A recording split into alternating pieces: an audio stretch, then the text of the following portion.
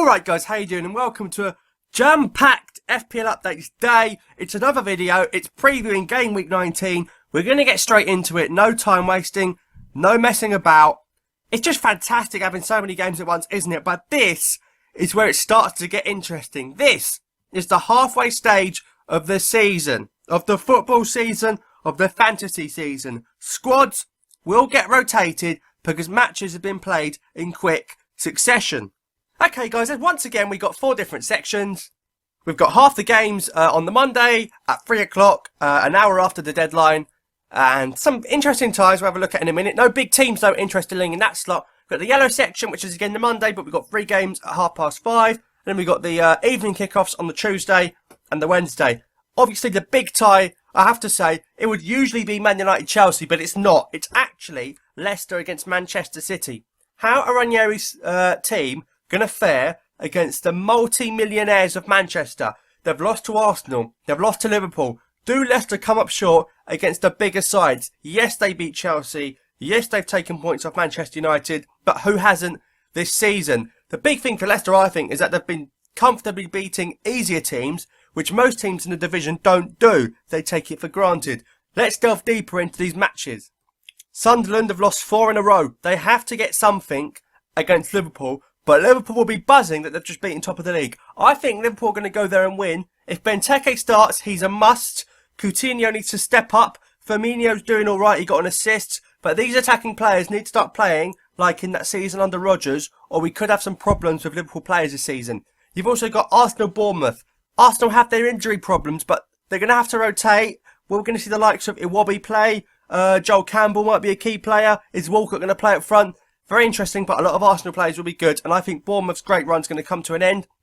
Watford against Spurs. Igalo and Deeney, it doesn't matter where they're playing, who they're playing, they're delivering. They're finding the back of the net. Surely one of them's going to score against Tottenham, but is Hugo Lloris a good enough keeper to keep them out? You've got Norwich, Aston Villa. Aston Villa are desperately in need of points. So are Norwich, who've entered the bottom 3. This could be a 6-pointer. It could be a massive game. And Everton-Stoke. Stoke have been fantastic this season in the big games, but how are they going to fare at Goodison Park against an Everton side who just can't close the games out? Now guys, you've got to listen to me here. Everyone, footballers, celebrities, fantasy football commentators, they go through periods of good form and bad form. And at the moment, our captaincy choices are in a bad form.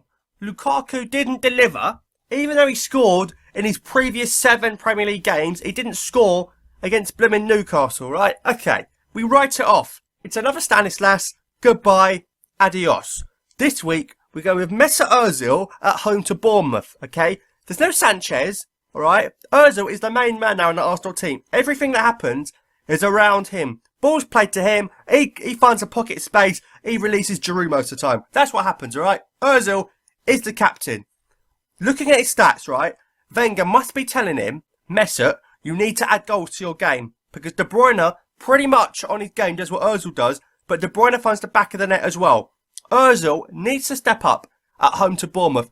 My only issue is he going to last 90 minutes? Is he going to be fatigued? I hope not.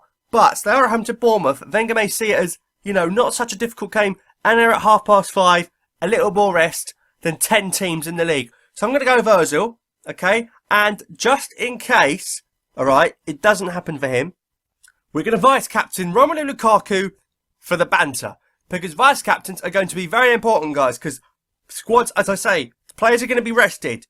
Players that don't usually play are going to be playing. I'm talking people like Aruna Kone might be a key player. People like Ochoa at Leicester. Jelavic at West Ham. They could come into the side quite easily. Loic Remy at Chelsea. Diego Costa is suspended. But Lukaku's the vice. That's going to be the end of the video. Let me know in the comments how your team's looking. Who are you going to captain? Do you agree? And why are our captaincy choices not working out lately? Like the video as always. Be sure to subscribe and check out Premier Punt. It's just absolutely fantastic. Make sure you do that and we'll see you on the next one.